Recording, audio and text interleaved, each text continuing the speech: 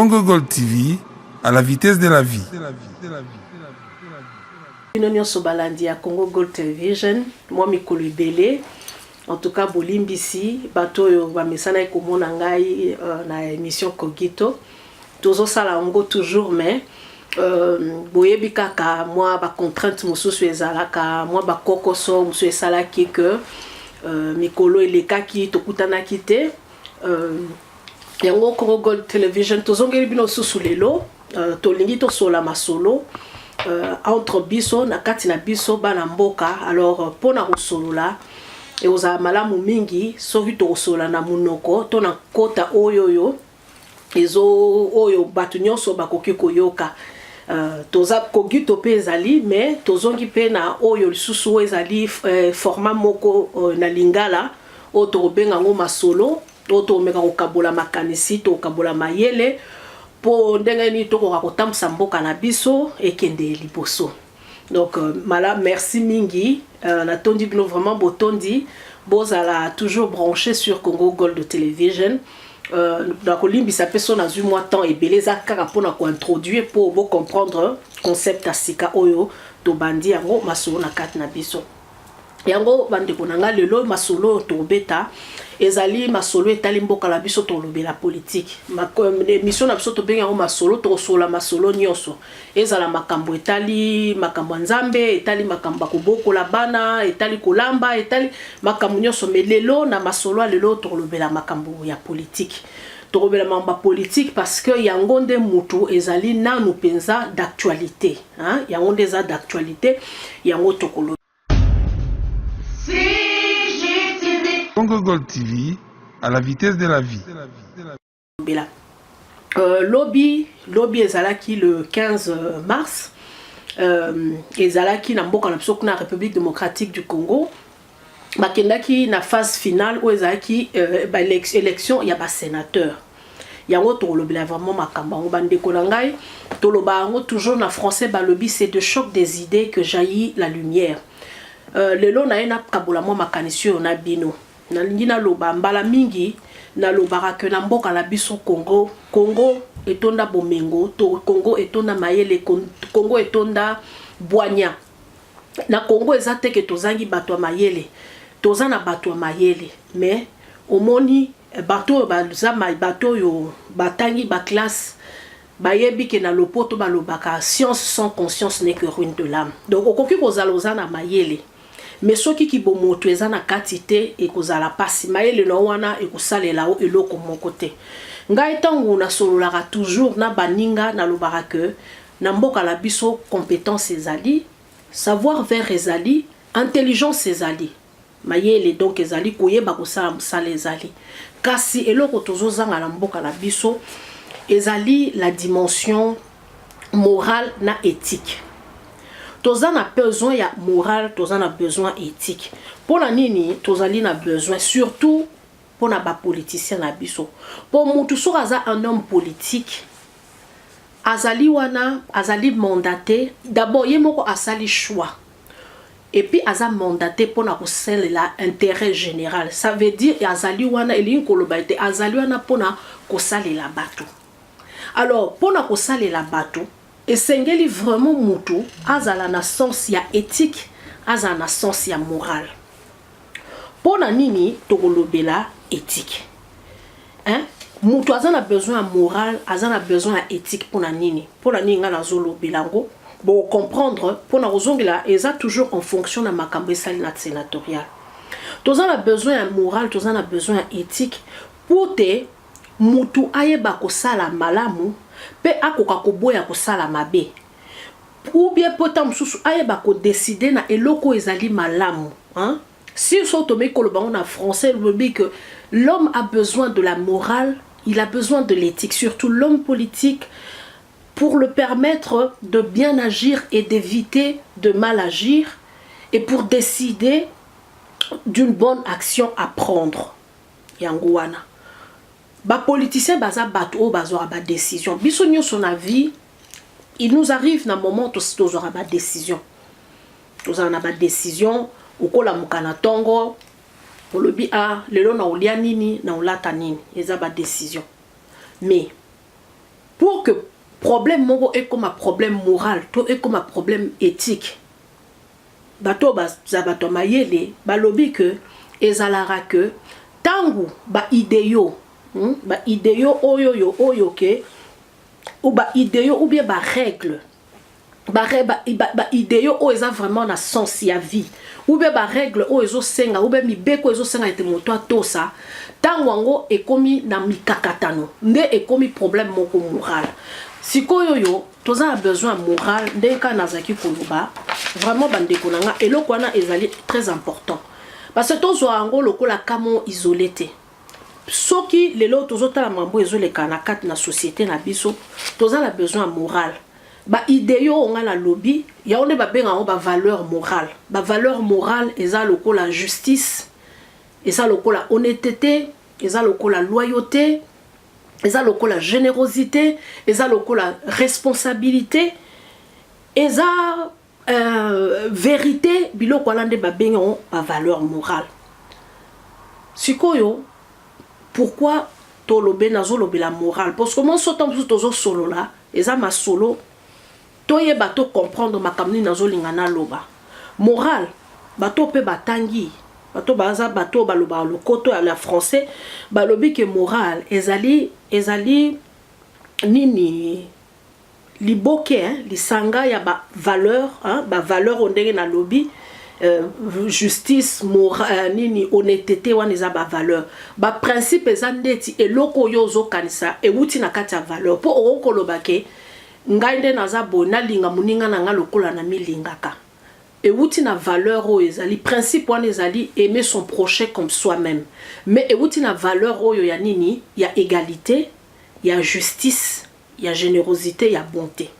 Donc nini moral ezali ensemble nde na français balobi eza ensemble ya ba valeur ya ba principe oyo eza ko permettre o esalaka te moto ayeba ko kabola eloko nini eza mabe na o eza malamu na eloko nini ezali juste pe ezali injuste eloko nini o mutu akoki kondima pe na mutu akoki koboya et que batu pe yango pe ezosala que batu pe bayeba kobanga eloko yango.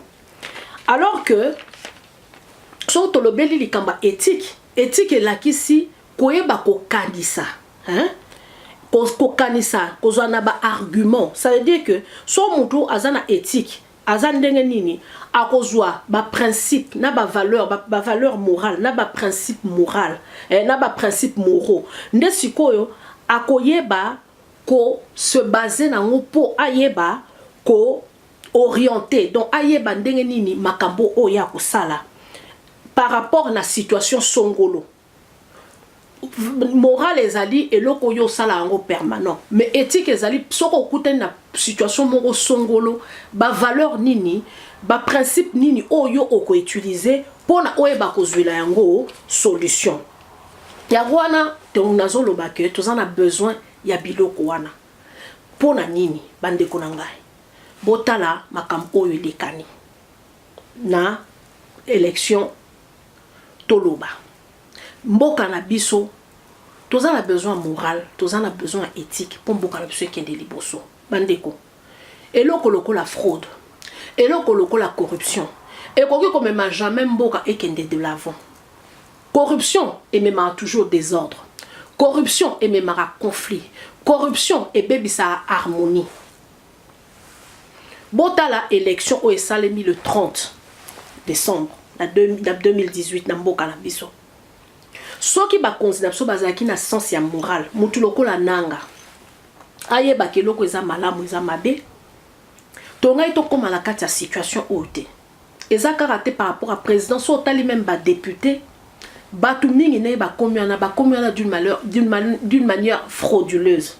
Fraude et laxinini fraude batu pe o baebi français baebi que fraude et laxike o sali eloko mo boye o yebi ke eloko wana o sali eloko moko nini o sali nini o utiliser eloko moko o utiliser moyen moko boye oyo ezali na ndenge ekoki samite donc ezali o zwali ndeti fraude zandeti nini balobi na oke non yo nzela oyo koleka te mais yo sikoyo osali na ndenga mayele okoti na ndenga c'est comme si bachaki ndeti barrière mo yo siko oleki na sa barrière okoti voilà to ben en fraude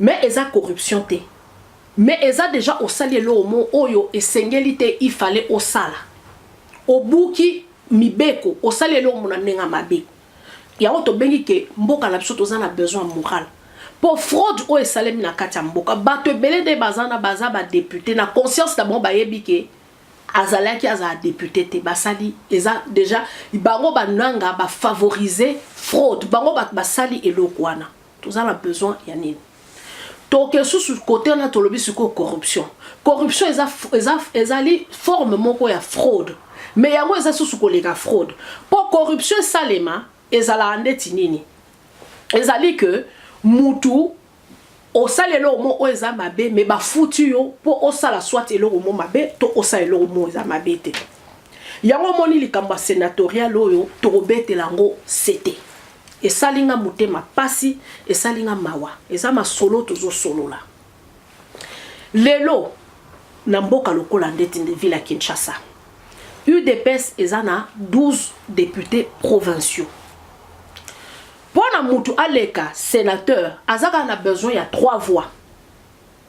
Ça veut dire que soit au sali calcul simple 12 personnes divisées par 3 et ngake sala UDPS balingaki bazala ata na ne fût que 4 sénateurs. Ou bien au sali 12 divisé par 4 balingaki bazala na 3 sénateurs. Tokei na Kasai naka na Mbujima ikuna bazana 8 députés provinciaux.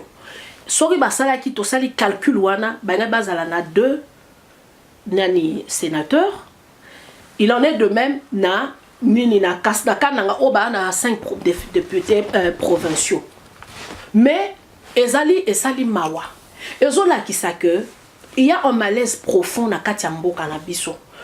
Un grand parti lokola UDPS oyo ba congolais ba tchela yango mutema bandeko nanga naza komi attaquer te na UDPS ezate ke naza contre UDPS mais eza ezolakisa ke tozana malaise moko profond na kati ya mboka na biso ba symptôme nango yango wana corruption fraude manque pour mutu oyo azana moral mutu oyo azana éthique ayebi que ndenge naza boye il faut nazala na loyauté nazala na loyauté pour ba député provinciaux wana ya UDPS eza ba membre ya UDPS bango batu ba mandaté bango pour ba kende ko représenter ba besoin na bango ba représenter bango na niveau ya province en assemblée provinciale pour ba mema ba pasi na bango.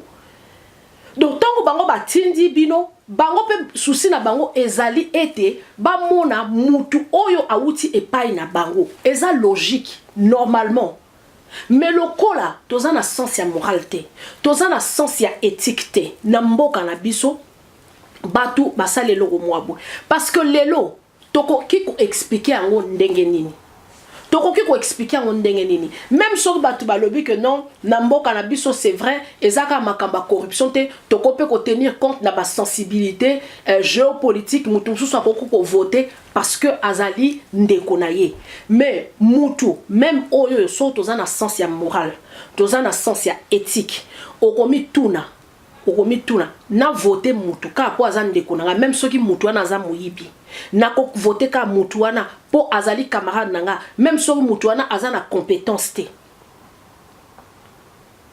c'est ça eza motuna yango bandeko nanga lelo nazo telemela likamwana ya corruption eza ezoloko mo ezoboma mboka na biso nani bato basali latin bayebi ke nini mo corruption ezali ewuti soki na ezali na latin baloba yango corrompere bato basali latin soko to traduire en français elakisi nini s'abîmer pourrir se décomposer c'est ça corruption ça veut dire au poli omi BBC omi panzani donc c'est ça.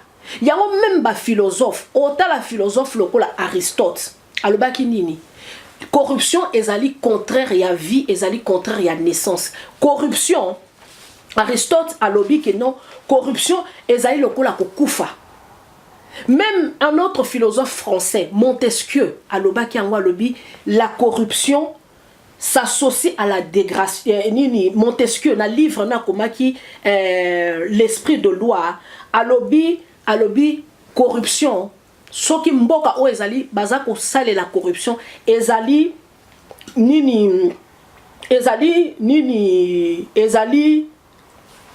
ko mettre fin na gouvernement. Machiavel pe alobi yango alobi nini corruption ezali associé na non-existence ya l'État, mais non pas seulement ya l'État, mais ezali peut compromettre liberté à bateau. Tous en a besoin ya ba politicien au bazali intègre. Tous en a besoin na ba politicien au bazali na sens très élevé ya moral na éthique.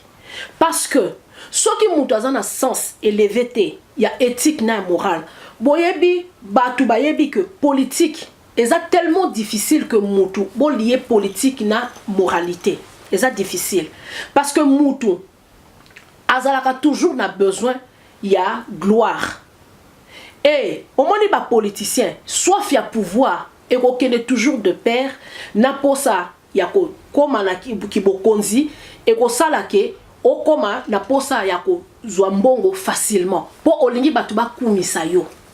Alors soki mutu ozana moralité oyeba te ko yeba eloko ni eza mabe to eza malamu eloko ni ezali juste to injuste eloko ni ezali acceptable to acceptable te okokoya facilement na kati ya motambo. Yango tozana besoin ya ba homme politique na biso bazala batu moko bazana sens ya moral et puis bazana sens ya éthique. Ça veut dire que tangouye azali à se retrouver face na situation moko ameki ko peser valeur nini o eza plus important. Est-ce que na zwambongo total lelo kamzeti na UDPS, est-ce que eza ko zwambongo muto eza plus important ou bien eza ko préserver héritage politique ya papa Tshisekedi? Parce que UDPS lelo ezaki lokola patrimoine national. UDPS eza lokola repère ya bato. Ça veut dire ko eba ko peser ba valeur nini eza important. Est-ce que zana zwambongo ou bien na meka ko tombola lokumu parti? Au moni danger à corruption yangwana. Tant bazolo ba que corruption ezali lié na mort. Corruption yo moko okoma na ka okomi na koliwa omoni lelo batu oyo basali biloko ba député provinciaux oyo basali que UDPS lelo ezana siège ata moko te zéro.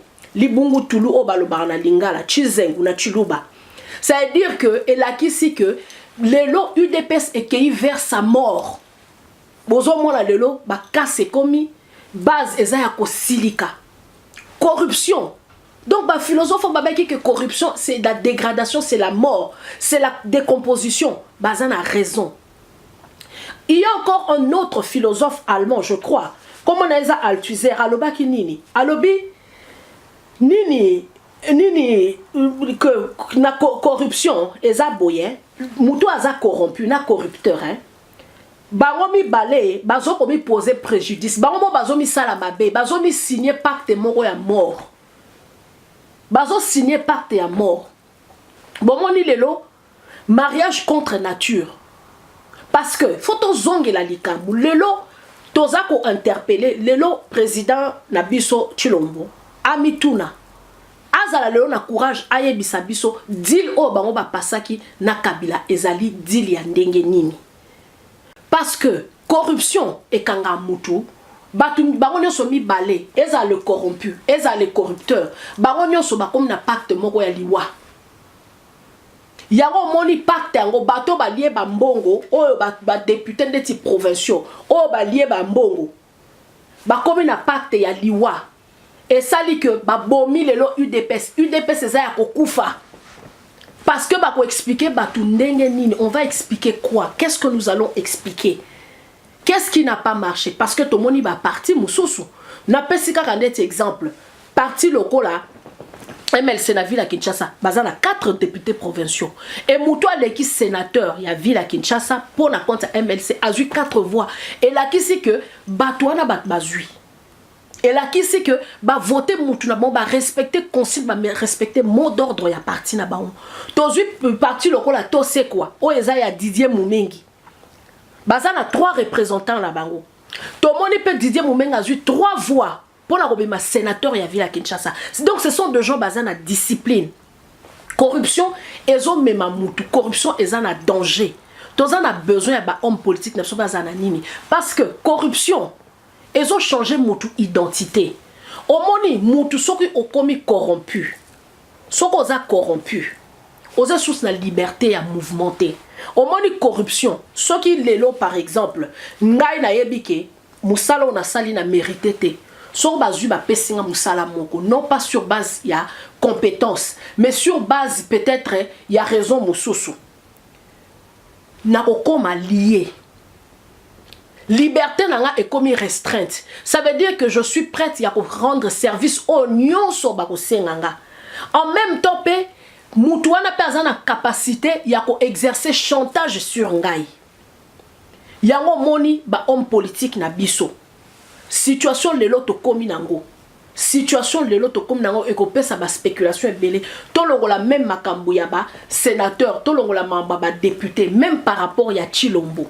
Les gens le lot a commis tout et comme le la singa et comme le la singa parce que aux oyebate situation à chantage et commis to yebité et là on est au salema ngala talaki na yebité je sais pas ce que ça solo mais la talaki le lot na ba réseaux sociaux un cadre moko FCC a lobby que oui ceux qui battent UDPS va continuer à saccager biloko PPRD baza capable ya ko destituer bako initier action pour ba meka ko destituer Félix. Ça veut dire yango bomoni question à morale. Question à morale, question à éthique. Quand Félix a salaki deal na ena Kabila. Deal wana ezalaki nini?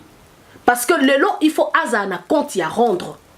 Azal le président ya ba Congolais tolinga te parce que destin ya bato il y a 80 millions à Congolais et qu'on simba maté entre 2 personnes Kabila na Félix il faut baye bisa biso ba clause wana ezali ndenge nini bande konanga tozan a besoin ya moral parce que soki mutu azana moralité azana éthique nde ba politicien na biso bazali bazoko kota na kati ya corruption facilement omoni conséquence nango ezanini conscience ezali soute mutu ana conscience te azoye bate ko sala eloko nu eza malamu na eloko nu eza mabe tande ti bandiko na biso bata UDPS un parti grand parti o balobara que bazali pona ko combattre ba anti-valeur bazawana pona ko établir l'état de droit.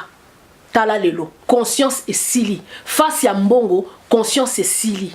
Parce que sans ya éthique ezate, sans ya moral ezate. Conséquence mususu ya corruption de na lobaki. Oko signé pacte na liwa. Liwa mo imaginaire parce que ne ozana oze susu mutute.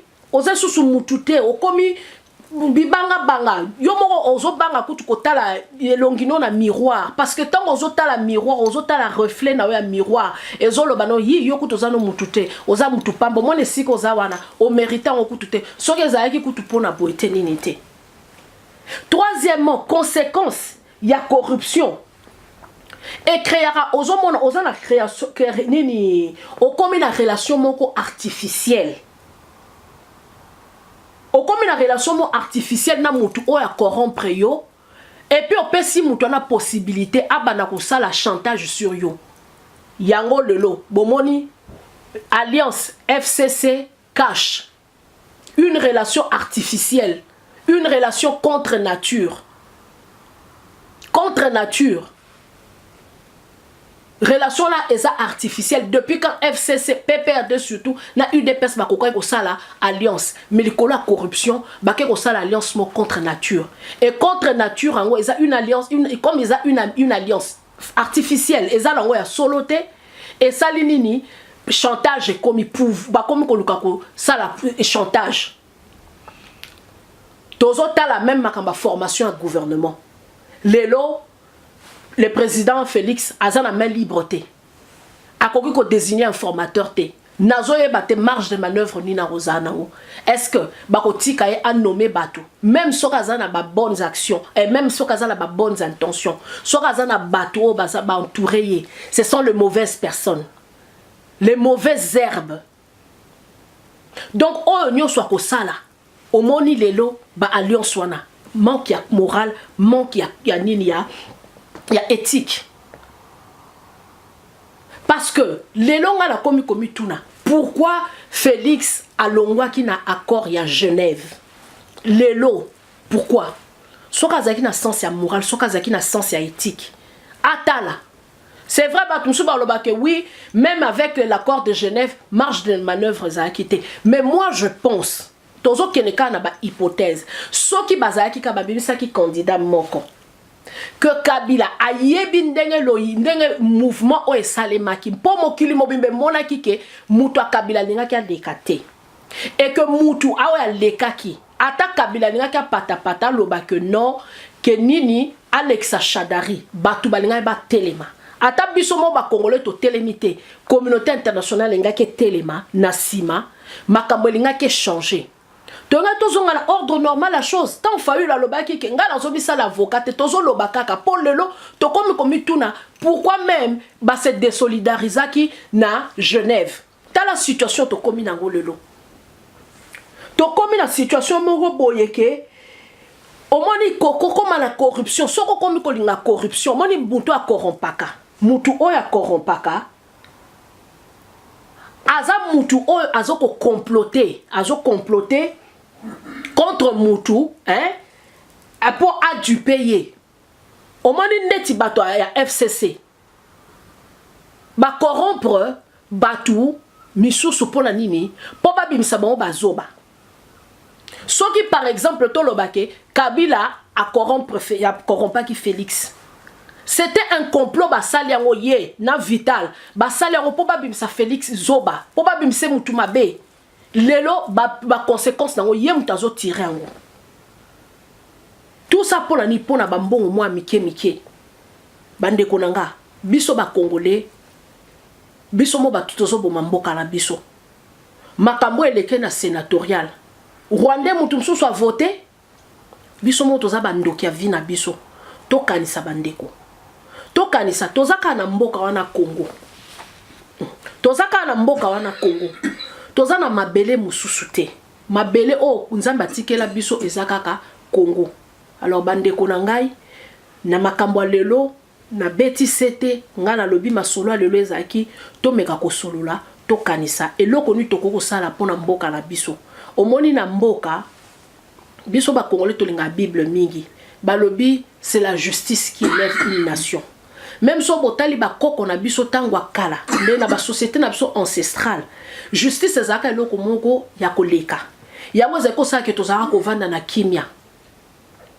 So botali pena na bamboka na biso na ba société na biso ancestrale esclavage ezalaka te prison ezalaka te ezaka par rapport à wana po ezaki ba valeur moko toyeba koyeba ko privilégier tozana ba valeur wana morale ba valeur moko positif ba valeur positive toza bato c'est vrai que ba homme politique baza bato tolobite que so muta komi politicien que aza humain te ba sentiment akoki kozala proie na ba sentiment na ba pulsion moko négatif ndeti jalousie ndeti kilokoso ndeti makambo na tout mais soko komi politicien il faut koyeba ko transcender biloko wana donc koleka likolo ya biloko wana o bulakisa mingi kutu ba sentiment o ezali positif ndeti sympathie ndeti empathie ndeti respect lo moko bo. Donc tout ce que moi j'avais à dire na mokola lelo yangwana bandeko na ngai merci mingi bino ba obozwa temps ya kolanda biso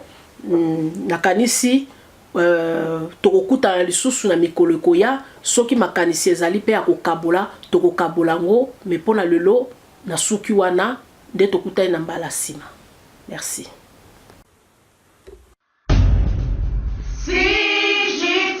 Congo Gold TV, à la vitesse de la vie.